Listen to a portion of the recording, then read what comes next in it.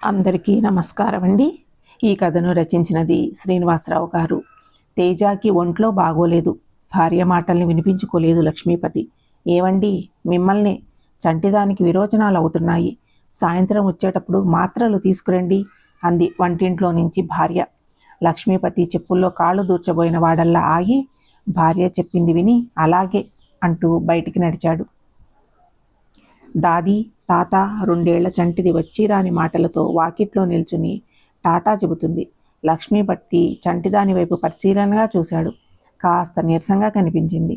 విరోచనాల వల్ల కాబోలు, ప్రతి అడ్డమైన గడ్డి తింటే ఏమవుతుంది మరి అనుకుంటూ ముందుకు కదిలాడు. దాది, బస్సు వద్దు, ఆటోయే చెబుతోంది చంటిది. దానికి అదో ఉతపదం. మాటిమాటికి బస్సు వద్దు, ఆటోలోనే తిరుగుదామంటోంది. షికారు దానికి సరదాగానే ఉంటుంది. దాందేం పోతుంది గనక, పోయేది తన జేబులో డబ్బులే కదా. చిరాగ్గా మొహం పెట్టి ముందుకు నడిచాడు లక్ష్మీపతి. అతడికి చంటిది అంటే ఇష్టం కాదు, అలాగని అంత ఇష్టమూ కాదు. తొలిచూలు కొడుకు, మలిచూలు కూతురు పుట్టాక ఇద్దరితోనే సరిపెట్టేద్దామని పుల్స్టాప్ గురించి పునరాలోచించుకునే తరుణంలోనే కడుపున పడింది. అప్పటికి అబార్షన్ చేయించేద్దామని భార్యకి ఎన్నోసార్లు నచ్చజెప్పబోయాడు. ఆమె ససేమిరా అంది. వీల్లేదు అంది. ఇలాంటి పాప పనులు ఏమిటంటూ గయ్యమంటూ లేచింది. ఈసారి ఎవరైనా పర్వాలేదు అంటూ సర్ది చెప్పింది. తన ప్రయత్నాలేవీ ఫలించకపోవడంతో లక్ష్మీపతి నిస్సహాయుడయ్యాడు. మూడోసారి మగబిడ్డను మాత్రమే ప్రసాదించు తండ్రి అని భగవంతుడిని ప్రార్థించేవాడు. దేవుడు అతని మొర ఆలకించినట్లుగా లేదు. సరికదా అతన్ని మరింత పరీక్షించడానికి అన్నట్లు మూడోసారి కూడా అమ్మాయి పుట్టింది. దాంతో తన అకౌంట్లో క్రెడిట్ ఒకటే అయితే డెబిట్ సంఖ్య 2కు చేరుకున్నాయని నిరంతరం వ్యధ చెందుతూ ఉండేవాడు. అందుకు కారణం ఉంది. తమ కులంలో ఆడపిల్లలకు పెళ్ళిళ్ళు అంటే మాటలా? కట్నం ఎన్ని వేల రూపాయలు తగిలిస్తే అన్ని తులాల బంగారం కూడా పెట్టాలి. ఈ దరిద్రపు గుట్టు ఆనవాయితీ తమ కులంలోనే ఉండి ఏడ్చి చచ్చింది. సగటు గుమాస్తాగా తను ఒకవైపు ఈ సంసారాన్ని నెట్టుకొస్తూనే ఈ ఇద్దరు ఆడపిల్లల సమార్తలు, పెళ్ళిళ్ళు, పురుడులు ఎలా చేయగలను అని నిరంతరం వ్యధ చెందేవాడు. భవిష్యత్తు భూతద్దంలో కనిపిస్తూ చంటిదాని రూపంలో వర్తమానమై అనుక్షణం బాధించేది. అందుకే ఆ పాపంటే అతడికి ఏహీత. జీవితంలో పెద్ద విఘాతం తగిలిన వాడిలా నిస్సహాయంగా, నిర్లప్తంగా రోజుల్ని గడుపుకొస్తున్నాడు. ఆఫీస్ దగ్గర అవడంతో ఆలోచన నుండి బయటపడి వడివడిగా లోపలికి నడిచాడు. లంచ్ అవర్లో క్యారేజీ విప్పి భోజనం ముందు కూర్చుని ఉండగా లక్ష్మీపతి కొలిగి వచ్చి, పతి నీకు ఫోన్ అని పిలవడంతో అన్నం దగ్గర నుంచి లేచి ఫోన్ వైపు కదిలాడు. అటునుంచి భార్య, ఏమండి, మన తేజాకి మీరు వెళ్ళిన దగ్గర నుంచి ఒకటే విరోచనాలు, వాంతులు. కళ్ళు తేలేసింది. మీరు అర్జెంటుగా వచ్చేయండి. నాకు కాళ్ళు చేతులు ఆడడం లేదు, భయంగా ఉంది. ఫోన్లోనే వెక్కుతుంది ఆమె. లక్ష్మీపతి మెదడు మొద్దుబారిపోయింది. ఏం చేయడానికి పాలుపోలేదు. విషయం తెలుసుకున్న తన కొలీగ్స్ తొందర చేయడంతో హాఫ్ డే లీవ్ పెట్టి ఆదరాబాదరాగా ఇంటికి బయలుదేరాడు. అతడు ఇల్లు చేరేసరికి పాప పరిస్థితి తీవ్రంగా ఉంది. తోటకూర కాడలా వేలాడిపోతోంది. తనను చూసి భార్య బోరున విలపించింది. పిల్లలు ఇద్దరూ తమ చెల్లికి ఏమైందోనని బిక్కమొహాలు వేసుకుని చూస్తూ ఉన్నారు. పాపని వెంటనే దగ్గరలో ఉన్న డాక్టర్ దగ్గరికి తీసుకువెళ్ళాడు. అతను ఏవో పరీక్షలు చేసి 2 ఇంజక్షన్లు చేశాక లక్ష్మీపతితో చెప్పాడు, సారీ సార్, పరిస్థితి సీరియస్గా ఉంది. మోషన్స్, వామిటింగ్స్ తగ్గడానికి ఇంజక్షన్ చేశాను. పాపకి అర్జెంటుగా ఐవీ పెట్టాలి. ఇక్కడ కుదరదు. ఇన్పేషెంట్గా ఉండాలి. సిటీకి త్వరగా తీసుకుపోండి. ఎట్టి పరిస్థితుల్లో కూడా ఆలస్యం చేయకండి. డాక్టర్ తొందర పెట్టడంతో లక్ష్మీపతి ఇంటికొచ్చి బీరువా దగ్గరికి వెళ్ళి చిన్న పెట్టె తీశాడు. అందులో ఎన్నాళ్ళ నుంచో కొంచెం కొంచెం డబ్బులు దాస్తూ వస్తున్నాడు. చిన్న స్కూటీ లాంటిది కొనుక్కుందాము అని. అందులో 3-4 వేలు దాకా ఉండవచ్చు. జేబులో వేసుకుని అవసరమైన సామాన్లు బ్యాగులో సర్దమని భార్యకి చెప్పి ఆటో తీసుకురావడానికి వెళ్ళాడు లక్ష్మీపతి.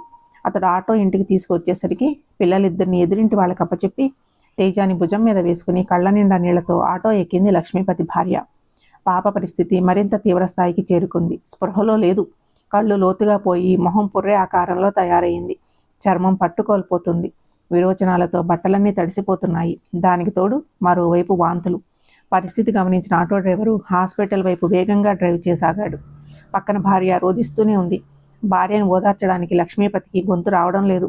ఉదయాన్నే తేజ టాటా చెబుతూ ఆటో తీసుకురమ్మని చెప్పినప్పుడు తను నిర్లక్ష్యంగా వెళ్ళిపోయాడు. తన దగ్గర పెద్దాళ్ళిద్దరికీ ఉన్న చనువు చంటిదానికి లేదు. భయంగా చూస్తూ అల్లంత దూరాన ఉండిపోతుంది ఎప్పుడు. బహుశా తనలోని ఏహితని ఆ 2 ఏళ్ల పసిమనసు గ్రహించిందేమో.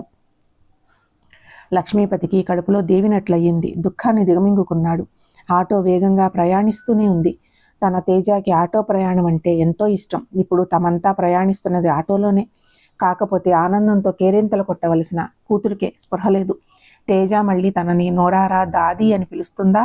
ఆ ముద్దు మాటలు తన చెవిని సోకుతాయా? లక్ష్మీపతి ఆలోచనలు పరిపరి విధాలుగా సాగిపోతున్నాయి. భగవంతుడా, నా కూతుర్ని నాకే ఉంచు. ఏదో అజ్ఞానంతో వద్దనుకున్నాను, భారం అనుకున్నాను. ఇప్పుడు ప్రేమగానే చూసుకుంటాను. కష్టపడి పెంచి బాగా చదివించి ఒక ఇంటిదాన్ని చేస్తాను. బుద్ధొచ్చింది తండ్రి, ఆ పసిదాన్ని ఏమీ చేయకు. ఆరోగ్యాన్ని ఆయుష్ని ప్రసాదించు. సార్, నర్సింగ్ హోమ్ వచ్చింది. ఆటో డ్రైవర్ చెప్పడంతో పాపను చేతుల్లో వేసుకుని లోపలికి నడిచాడు. ఎమర్జెన్సీ రూమ్లో ఉన్న నర్సు పాపను బెడ్పై పడుకోబెట్టి పరిశీలిస్తోంది. లక్ష్మీపతి చెబుతున్న లక్షణాలు వింటూ ఆ తర్వాత వడివడిగా ఫోన్ దగ్గరకు నడిచింది.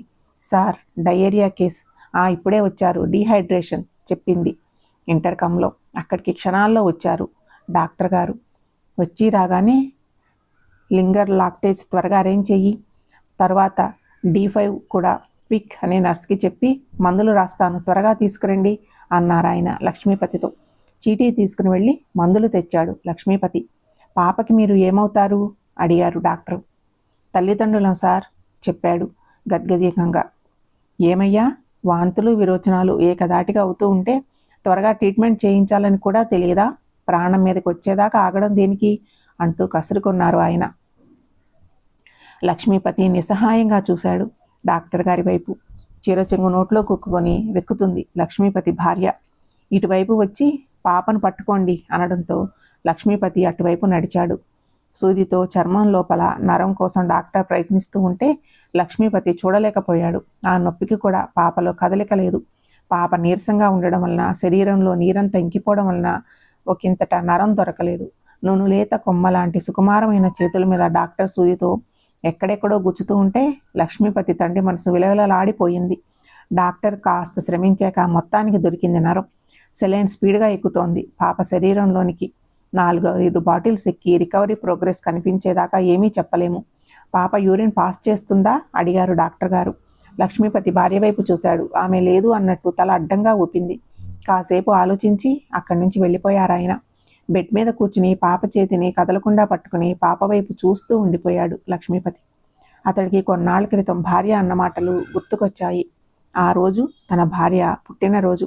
పిల్లలంతా నిద్రపోయాక ఆమెని తన ఎద మీదకి లాక్కుంటూ చెవిలో గుసగుసగా, ఈరోజే పుట్టిన ఓ బుల్లి పాపాయి, నీకేం కావాలో చెప్పు అని అడిగాడు చిలిపిగా. ఆమె సమాధానం ఏమీ చెప్పలేదు. నిన్నే బర్త్డే ప్రజెంటేషన్ ఏం కోరుకుంటావో చెప్పు అని మళ్ళీ రెట్టించాడు తను. నేను కోరినది తప్పక తీరుస్తారా అడిగింది ఆమె. తప్పకుండా తీరుస్తాను చెప్పాడు లక్ష్మీపతి. అయితే మాట ఇవ్వండి ముందరా అంది మెల్లగా ఆమె. నేను అడిగేది తీర్చడానికే కదా అన్నాడు అతను. కాసేపు స్తబ్దుగా ఉండిపోయిందామె. ఏమండి, మీలో ఏదో మార్పు కనిపిస్తోంది. చంటిది కనిపించినప్పుడల్లా కసురుకుంటున్నారు, దానిని ఏహ్గించుకుంటున్నారు. పసిదాని పట్ల మీ ప్రవర్తన సరిగా లేదండి. అది చేసుకున్న పాపం. ఆడపిల్లగా పుట్టడమేనా? అందులో దాని ప్రమేయం ఏముంది? భగవంతుడు పుట్టించిన పుట్టుక. మీరు దాని గురించి బెంగపడకండి. దాని భారం మీ మీద పడకుండా దాని బాగోగులు నేను చూసుకుంటాను.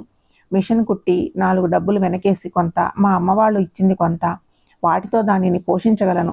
మీరు నా బర్త్డే ప్రజెంటేషన్గా దానికి రవ్వంత ప్రేమ ఆప్యాయతల్ని పంచి ఇవ్వండి చాలు. మీ 2 పిల్లలకు మళ్ళీ దానిని కూడా ఇష్టంగా చూడండి. నాకు అదే చాలు. నాకు ఇంకేమీ అక్కర్లేదండి. ఆమె కన్నీళ్లు వెచ్చగా అతని గుండెల మీదకి జారిపోతున్నాయి. లక్ష్మీపతి స్టాను అయ్యాడు. చెల్లున కొరడాతో కొట్టినట్టు అనిపించింది. నోట మాట రాక అలా నిస్తేజంగా నిస్సహాయంగా ఉండిపోయాడు. నిజమే, పసిదాని పట్ల తనలో ఉన్న ఏహితని వివక్షతని ఆమె గ్రహించేసినట్లుంది. ఈనాడు పాప చావు బతుకుల్లో ఉండబట్టే తనలో ప్రేమాభిమానాలు హఠాత్తుగా పుట్టుకొచ్చినాయి. అదే తన భార్య అయితే సర్వకాల సర్వావస్థల్లోనూ పిల్లల మీద వాత్సల్యాన్ని చూపించగలుగుతూనే ఉంది. మాతృహృదయానికి పితృహృదయానికి తేడా అదే కాబోలు. ఆమెతో తనని పోల్చుకుంటే తను ఎంతటి సంకుచిత స్వభావంతో ఉన్నాడో అర్థమవుతోంది. కడుపులో చెయ్యి పెట్టి ఎవరో దేవినట్లయింది. ఏమండి, భార్య తన భుజాన్ని తట్టేసరికి ఆలోచనల నుండి బయటపడ్డాడు లక్ష్మీపతి. మధ్యాహ్నం తిన్నారో లేదో, నేను పాపని చూసుకుంటాను, మీరు అలా బయటికి వెళ్ళి ఏదైనా తినిరండి అంది ఆమె. వద్దులే లక్ష్మి, పాప మేల్కునేదాకా నన్ను ఇలాగే పస్తులు ఉండని. ప్రాయశ్చిత్తమో లేక పశ్చాత్తాపమో ఏదైతే అది అనుకో, నన్ను మాత్రం ఇలాగే ఉండని అని అందామనుకున్న మాటలు పెదవి దాటి బయటకు రాలేదు. భార్య మళ్ళీ రెట్టించడంతో నాకు ఆకలిగా లేదు లక్ష్మి అన్నాడు ముక్తసరిగా. బాటిల్స్ మీద బాటిల్స్ పాప శరీరంలోకి ఎక్కుతున్నాయి. అయినా ప్రయోజనం కనపడడం లేదు. పాప పరిస్థితి మాత్రం అలాగే ఉంది. లక్ష్మీపతి రెప్ప వేయకుండా పాపను జాగ్రత్తగా కాపలా కాస్తూ కూర్చున్నాడు. పాపలో ఎలాంటి మార్పు లేకుండానే 2 రోజులు గడిచిపోయాయి. కష్టంలో ఉన్న మిత్రుని పరామర్శించడానికి కొలిక్స్ వచ్చారు. కాసేపు పాప దగ్గర కూర్చుని తర్వాత వెళ్ళడానికి లేచారు. సాగనంపడానికని లక్ష్మీపతి కూడా గేటు దాకా వాళ్లతో నడిచాడు. పతి, ఈ 2000 ఉంచు, వద్దు అనుకు, తర్వాత మనం చూసుకుందాంలే, ఇప్పుడు డబ్బు అవసరం కదా. ఒక మిత్రుడు లక్ష్మీపతి జేబులో బలవంతంగా ఉంచపోయాడు. వాళ్ళ ఆప్యాయతకి అతడి కళ్ళు చెమ్మగిల్లాయి. వద్దు, మా పాప ఆరోగ్యం బాగుపడాలని కోరుకోండి, నాకు అదే చాలు, ఇంకా ఎలాంటి సహాయము వద్దు, థ్యాంక్స్ చెప్పాడు గద్గద స్వరంతో. భారమైన మనసులతో మిత్రులు నిష్క్రమించారు. యూరిన్ పాస్ చేశాకనే యాంటీబయాటిక్స్ ఇచ్చేది. పాపని మీరు జాగ్రత్తగా అబ్జర్వ్ చేస్తూ ఉండాలి. రౌండ్స్కి వచ్చిన డాక్టర్ హెచ్చరికగా చెప్పి వెళ్ళిపోయాడు. గత 2 రోజులుగా డాక్టర్ ఆ విషయాన్ని పదే పదే అడుగుతూ ఉండడం లక్ష్మీపతికి అనుమానం వేసింది. నివృత్తి కోసం నర్సుని ఆశ్రయించాడు. యూరిన్ పాస్ కాకపోతే ఏమవుతుంది? కడుపులో ఎటువంటి ద్రవ పదార్థం కానీ ఘన పదార్థం కానీ లేకుండా యూరిన్ ఎలా వస్తుంది? రోజులు గడిచిపోతున్నాయి. సెలైన్ బాటిల్స్ ఎక్కుతున్నాయి, కానీ ఫలితం కనపడడం లేదు. తన గోడుని నర్సు దగ్గర వెళ్ళబోసుకున్నాడు లక్ష్మీపతి. కడుపులో ఏమీ లేకపోయినా బాటిల్స్ వలన యూరిన్ ఫామ్ అవుతుంది. పాప ఇప్పటిదాకా పాస్ చేయకపోవడం వల్ల కిడ్నీకి సంబంధించిన డిసీజులు ఏమైనా ఉన్నాయా అని డాక్టర్ ఆలోచిస్తున్నారు అంది నర్సు. కిడ్నీ కిడ్నీ ఆ మాటతో ఇంకేమీ వినిపించడం లేదు లక్ష్మీపతికి. కిడ్నీకి సంబంధించిన వ్యాధి అంటే తన తేజాకి కిడ్నీ చెడిపోయిందా? అందుకే ఇన్ని రోజులుగా కోమాలో ఉండిపోయిందా? అయ్యో భగవంతుడా, నన్ను ఎందుకిలా పరీక్షిస్తున్నావు? నా చిట్టి తల్లికి కిడ్నీ చెడిపోతే కిడ్నీని కొని అమర్చగలిగే ఆర్థిక స్తోమత తనకు లేదే. పసిదాన్ని చూస్తూ చూస్తూ చేజేతులా చంపేయడమేనా? మగ్గలోనే తుంచేయడమేనా? ఇప్పుడు ఏమి చేయడం? ఇప్పుడు ఏమిటి దారి? మనసంతా కాకావికలం అయిపోతుంది. ఆ క్షణం తన కూతుర్ని కనులారా చూడాలి అనిపించింది. లంకణాలు చేసిన వాడిలాగా నీరసంగా మంచం దగ్గరికి నడిచి నిస్సహాయంగా చతికిలపడ్డాడు. నీ 2వ కూతురికి కానీ కట్నం అక్కర్లేదోయ్ అనేవారు ఇంటికి వచ్చిన సన్నిహిత మిత్రులు. తను అయిష్టత వల్ల తన కూతురు ముఖాన్ని ఇంతదాకా సరిగ్గా గమనించలేదు, కానీ చూస్తూ ఉంటే ఇంత నీరసంలోనూ ఎంతో అందంగా కనిపిస్తూ ఉంది. తమ తేజ గుండ్రని మొహం, ఒత్తైన తల, చక్రాల లాంటి కళ్ళతో చలాకీగా ఎంత చక్కగా చూడముచ్చటగా ఉండేదో. ఆ రూపం మళ్ళీ కనిపిస్తుందా లేదా కనుమరుగైపోతుందా? లక్ష్మీపతి కళ్ళ వెంబటి కన్నీటి దారులు. సార్, నా తేజాన్ని బతికించండి, ఎంత డబ్బు అయినా పర్వాలేదు, నా తేజ నాకు కావాలి, మా పాప నాకు కావాలి. డాక్టర్ చేతులు పట్టుకుని వలవలా ఏడ్చేస్తున్నాడు లక్ష్మీపతి. అరే, ఇప్పుడు ఏమైందయ్యా? పాపకేమీ కాదు, రీహైడ్రేషన్ స్టార్ట్ అయ్యింది, ప్రోగ్రెస్ కనబడుతోంది, రేపటికల్లా తెలివి వస్తుంది, నువ్వు అనవసరంగా కంగారు పడకు, పాపకి ఏమీ కాదు అన్నారాయన. లక్ష్మీపతి వాలకం ఎన్నో రాత్రులు నిద్రలేని వాడిలాగా తయారయింది. మొహం పీక్కుపోయింది, నీరసించిపోయాడు. భర్త వాలకం చూసి భార్య కూడా ధైర్యం వదిలేసింది. పాపకే క్షణాన ఏం జరుగుతుందోనని భయపడసాగింది. పాపని నేను చూసుకుంటాను, మీరు కాసేపు రెస్ట్ తీసుకోండి అంటూ బలవంతంగా లక్ష్మీపతిని పరుండపెట్టింది. కలత నిద్రలో కూడా ఏవేవో పొంతనలేని ఆలోచనలు అతన్ని చుట్టుముడుతూనే ఉన్నాయి. అర్ధరాత్రి హఠాత్తుగా ఏవండి భార్య అరిచిన అరుపుకి అదిరిపడి లేచాడు లక్ష్మీపతి. అయిపోయింది, అంతా అయిపోయింది, భయపడినదంతా జరిగిపోయింది అనుకుంటూ భార్య వైపు వెర్రిగా వెర్రిచూపులు చూశాడు. పాప పాప మన పాప. గొంతులో నుంచి మాట బయటకు రాక భార్య అవస్థ పడుతోంది. పాపకి ఏమైంది అడిగాడు అతి కష్టం మీద. ఏం వినాల్సి వస్తుందో అని భయపడుతూ వెర్రిగా చూడసాగాడు. మన పాప పాస్ పోసిందండి చెప్పిందామె సంతోషంగా. లక్ష్మీపతికి నిద్రమత్తు అంతా వదిలిపోయింది. అందుకోసమే గత 4 రోజులుగా ఎదురు చూస్తున్నారు.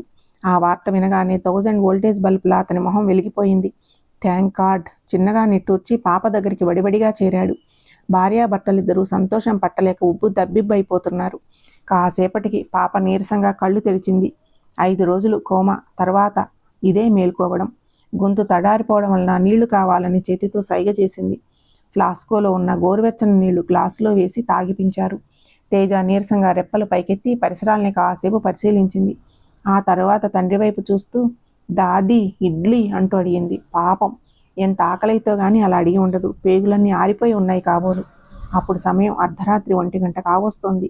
లక్ష్మీపతి ఆనందంగా రోడ్డు మీదకి చేరాడు. అంతా నిర్మానుష్యంగా ఉంది. గేటు దగ్గర వాచ్మెన్ తప్ప ఇంకా ఎవరూ లేరు అక్కడ. లక్ష్మీపతి వడివడిగా అతని దగ్గరికి నడిచాడు.